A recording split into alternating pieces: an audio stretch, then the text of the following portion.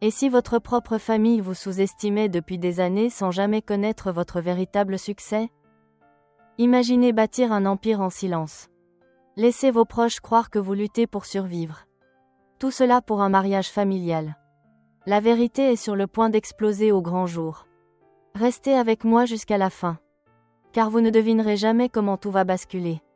Le matin du mariage d'Alexandre a commencé comme chaque réunion familiale des 5 dernières années. Avec un appel de ma mère expliquant pourquoi je devais m'habiller de manière appropriée. Et éviter d'embarrasser la famille. Je me tenais dans ma chambre d'hôtel au Palais Doré. En regardant la robe de demoiselle d'honneur jaune moutarde. Que Sophie avait choisie spécialement pour moi. Quand maman a appelé avec ses instructions finales.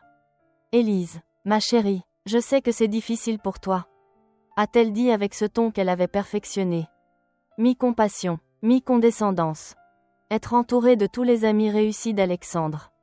Voir la famille de Sophie avec leurs accomplissements. Souviens-toi simplement que tout le monde ne peut pas être médecin ou avocat. Je garderai cela à l'esprit. Ai-je répondu en remontant la fermeture éclair de la robe. Qui me faisait ressembler à une banane malade. Et s'il te plaît, ne mentionne pas ta situation professionnelle. À moins que quelqu'un ne pose la question directement. C'est le jour d'Alexandre et nous ne voulons pas que les gens se sentent mal à l'aise. Ma situation professionnelle. C'est ainsi que la famille l'appelait désormais. Pas ma carrière, pas mon travail, ma situation. Comme s'il s'agissait d'une condition médicale nécessitant un traitement délicat. La vérité était que j'avais construit le groupe Laurent en une entreprise de gestion de chaîne d'approvisionnement. De 4,2 milliards de dollars qui employait plus de 85 000 personnes dans 47 pays. Nous gérions la distribution pour 30% des Fortune 500. Avions révolutionné la logistique de la chaîne du froid pour les compagnies pharmaceutiques. Et étions à 3 jours de conclure la plus grande fusion de l'histoire de notre industrie. Mais pour ma famille, je travaillais dans une épicerie. Cela avait commencé de manière assez innocente. 7 ans plus tôt, alors que je construisais mon premier centre de distribution. J'avais travaillé de nuit dans une grande surface.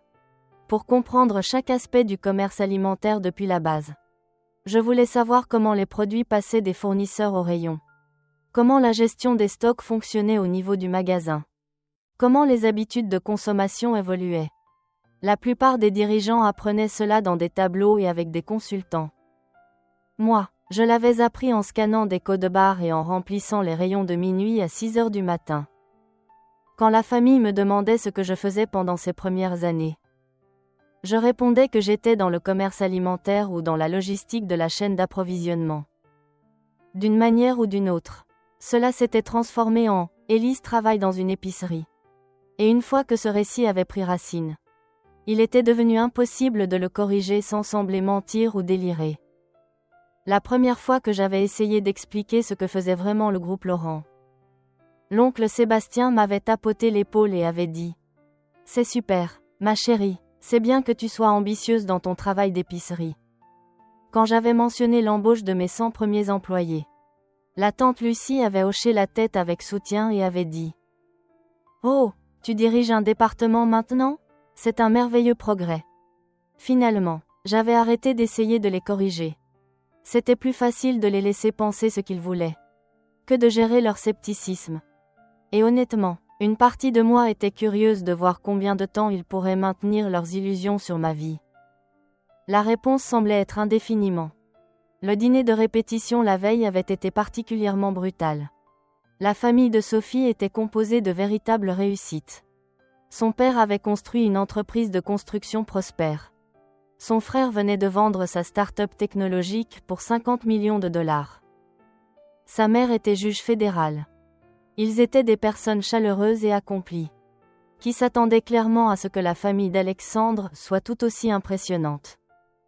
Alors, pendant les cocktails, Mathieu avait demandé « Sophie m'a dit que tu travailles dans le service alimentaire. Tu envisages d'ouvrir ton propre restaurant ?»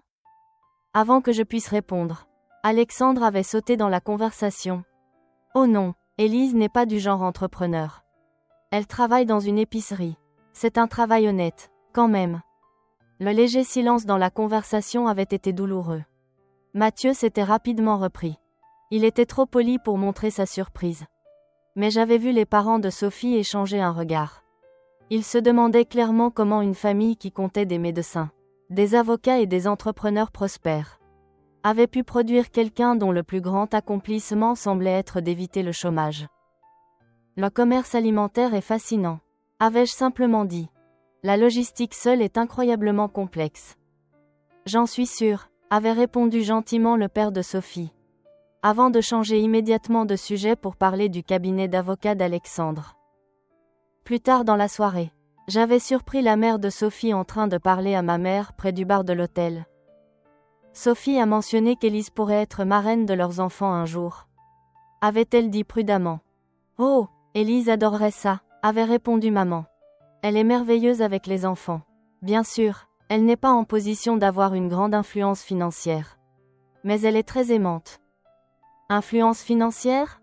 Eh bien, tu sais, elle cherche encore sa voie professionnellement.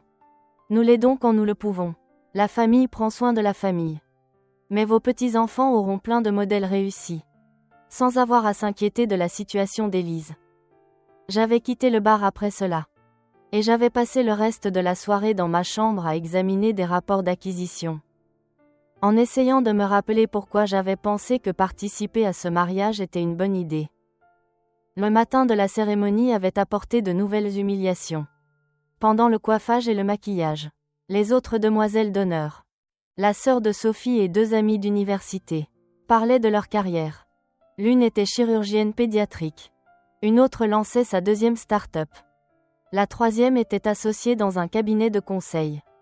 Et Élise travaille dans une épicerie, avait expliqué Sophie quand elle m'avait demandé. Elle fait ça depuis des années maintenant. Oh, avait dit poliment la chirurgienne. Ce doit être un travail stable. Très stable, avais-je acquiescé. Sans mentionner que la stabilité du groupe Laurent venait de contrats exclusifs avec toutes les grandes chaînes alimentaires d'Amérique du Nord. La conversation avait glissé vers leur projet de vacances. La famille de quelqu'un avait une maison sur la Côte d'Azur. Une autre prévoyait un mois en Europe. Quand elle m'avait demandé mes projets de voyage, j'avais simplement dit que je n'en avais aucun de prévu. Plutôt que d'expliquer que je serais à Singapour la semaine prochaine pour finaliser une fusion de 1,8 milliard de dollars. Suivi de réunions du conseil à Londres et de l'inauguration d'une usine en Bavière. La cérémonie de mariage elle-même était magnifique. Sophie rayonnait dans la robe en dentelle de sa grand-mère. Et Alexandre semblait vraiment heureux. Je me tenais à l'autel en tenant le bouquet de la mariée, essayant de me concentrer sur leur joie plutôt que sur les commentaires murmurés par divers parents sur mon apparence. Pauvre Élise, avais-je entendu tante Claire dire à quelqu'un derrière moi. Cette couleur est si peu flatteuse sur elle. Sophie aurait dû choisir quelque chose de plus approprié pour son teint. La robe n'est pas le problème, avait murmuré quelqu'un d'autre en retour. C'est le stress, la pression financière vieillit. J'avais maintenu mon sourire tout au long de la cérémonie. Même quand le photographe m'avait placé légèrement derrière les autres demoiselles d'honneur pour les photos officielles. Pour la composition, avait-il expliqué. Bien que tout le monde ait compris que c'était pour minimiser l'impact visuel du membre de la famille qui ne correspondait pas tout à fait. La réception se tenait dans la grande salle de bal du Palais Doré. Un bel espace que j'avais d'ailleurs envisagé d'acheter 2 ans plus tôt. Avant de décider que l'emplacement n'était pas adapté à mon portefeuille immobilier. Le dîner était excellent, bien que je l'ai à peine goûté. Pendant que j'endurais toast après toast qui célébrait les accomplissements de tout le monde sauf les miens. À la famille de Sophie, avait dit Alexandre en levant sa coupe de champagne. À monsieur le juge qui a consacré sa vie à la justice. À Mathieu qui vient de vendre son entreprise pour plus d'argent que la plupart d'entre nous n'en verront dans toute une vie. À monsieur le père de Sophie qui a bâti son empire de la construction à partir de rien. Il s'était tourné vers notre côté de la salle. À ma famille, à l'oncle Sébastien qui vient d'être associé dans son cabinet comptable après 20 ans de dévouement. À la cousine Gabrielle qui a ouvert son 2e cabinet dentaire cette année. À la demoiselle d'honneur de Sophie, la docteure Camille, qui sauve des vies en tant que chirurgienne pédiatrique. Ses yeux m'avaient trouvé pendant la pause. Et aux membres de la famille qui nous soutiennent à leur manière bien particulière. Ma sœur Élise qui a fait tout le chemin depuis Seattle pour être ici malgré la dépense. Elle travaille dans le service alimentaire. Ce qui est un travail honnête et nécessaire. Et nous l'aimons pour son attachement à des valeurs plus simples. Les applaudissements avaient été polis mais appuyés. Plusieurs personnes m'avaient regardé avec cette sympathie douce habituellement réservée aux personnes en convalescence ou récemment divorcées. C'est pendant la partie danse que le vrai drame avait commencé. J'étais sortie sur la terrasse pour prendre l'air. Quand j'avais surpris une conversation qui allait tout changer. La mère de Sophie parlait avec Alexandre près du bar. Sa voix tranchante d'inquiétude. « Alexandre, je dois te poser une question directement. Est-ce qu'Élise est financièrement stable ? Je ne veux pas être indiscrète. Mais Sophie a mentionné qu'elle pourrait vouloir qu'Élise soit marraine de vos enfants. Et vu ces circonstances, Élise, Dieu sait qu'elle lutte depuis des années. » Alexandre avait ri. Elle est gentille, mais elle arrive à peine à s'occuper d'elle-même. Elle fait le même travail d'épicerie depuis 7 ans maintenant. Jamais promue, jamais essayé autre chose. Je pense qu'elle n'est tout simplement pas faite pour l'ambition. Tu sais. Madame Beaumont avait semblé soulagée. J'étais inquiète pour l'influence. Ce n'est pas qu'il y ait quoi que ce soit de mal dans son travail. Bien sûr. Mais Sophie vient d'une famille d'accomplis. Son père a bâti son entreprise à partir de rien. Son frère vient de gagner 50 millions avec sa start-up. Nous voulons que nos petits-enfants aient le bon genre de modèle. Ne t'inquiète pas pour ça, avait dit Alexandre.